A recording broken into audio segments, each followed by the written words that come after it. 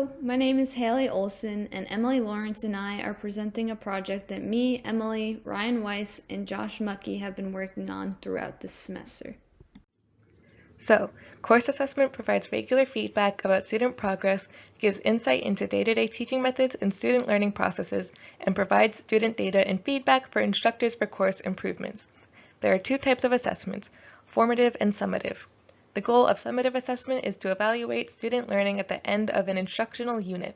Data is collected from the exam for teaching and learning evaluation.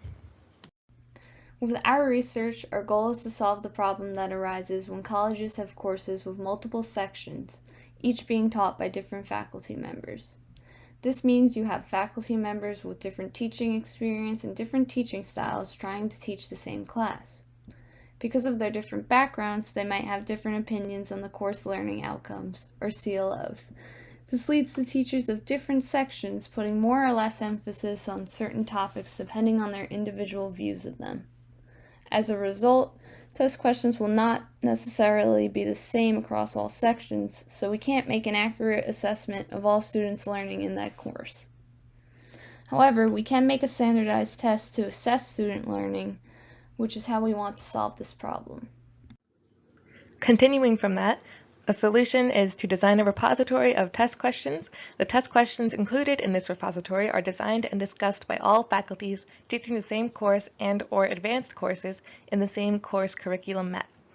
Develop a computer tool/application to automatically select test questions from a repository with certain criteria, CLOs to be covered, difficulty level, etc. Faculty members teaching the same course can use this tool to design an exam to have a standard test. Collect data from the standard test to evaluate faculty teaching and student learning. Analysis of this data can lead to a consistent and reliable course assessment. To implement the solution to our problem, we developed a computer application to assist with course assessment.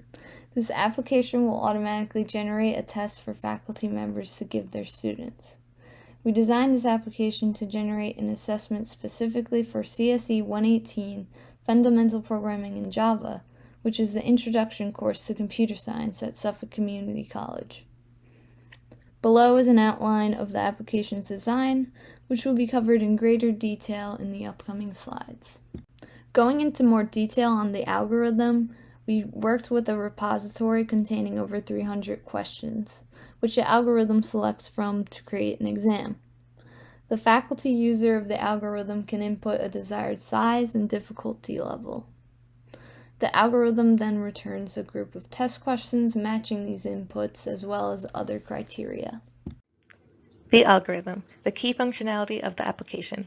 The key functionality of the application is to select test questions from the repository to auto-generate an exam. A selected question will test one or more objectives that students should reach through learning. These learning objectives map to one or more CLOs that students expect to achieve. All selected questions in an exam should cover all CLOs for a completed evaluation of teaching and learning. Course CSE 118 at a glance. CLOs. So for the algorithm, we use CLOs 1 through 10 to design questions that are geared towards one or more of these CLOs. CLO 11 is reserved more for projects, so that's why we didn't incorporate it into the algorithm, but basically that's how CLOs are used in regards to the algorithm. So each chapter has its own learning objectives, which map to the learning objectives of the course as a whole.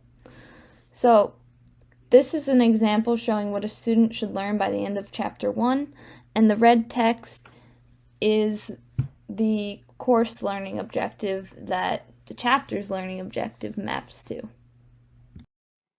Course CSE 118 at a glance. Mapping objectives to CLOs.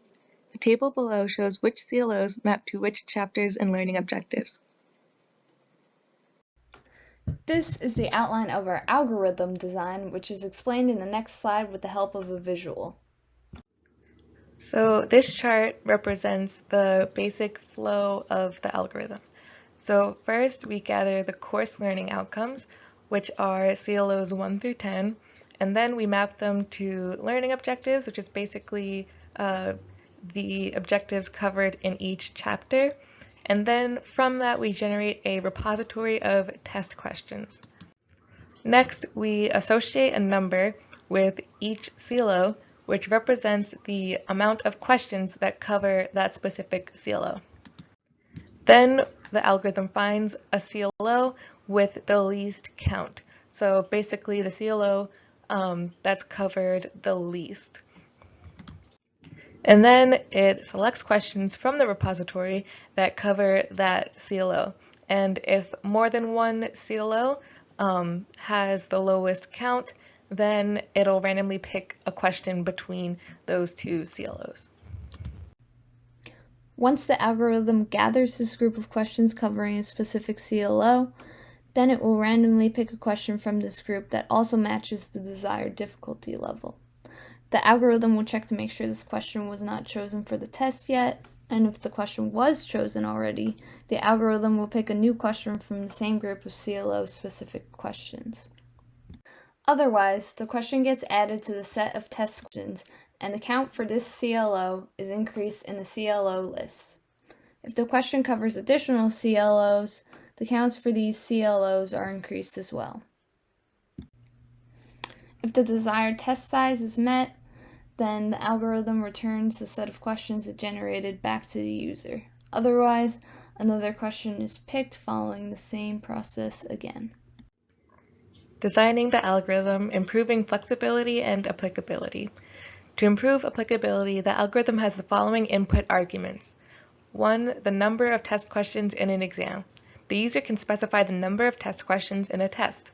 While running the algorithm, if the number of selected questions has not reached the size, the algorithm will continue to pick up questions starting from a CLO which has the lowest count. If the size is too small, the algorithm will continue to run until all CLOs are covered. Number 2, difficulty level. With this argument, the question selected in step 3.1 will be within a certain level of difficulty. With the above options, users of this application can set the size and difficulty level of the exam, which makes this algorithm more flexible and applicable. The algorithm is implemented using the coding language Java. The pictures above are screenshots of parts of the algorithm's code. Implementing the algorithm in the application. The algorithm is integrated into a GUI-based application. The functionality is accessed through the GUI interface. Running the algorithm, the test questions are selected and presented in the GUI.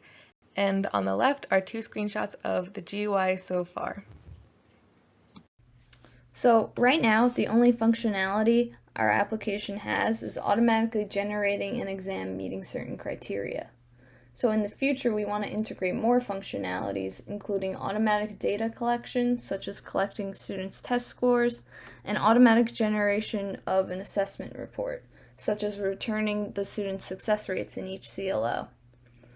Adding these functionalities will allow teachers to learn which topics need to be covered more thoroughly in the course. And lastly, the conclusion.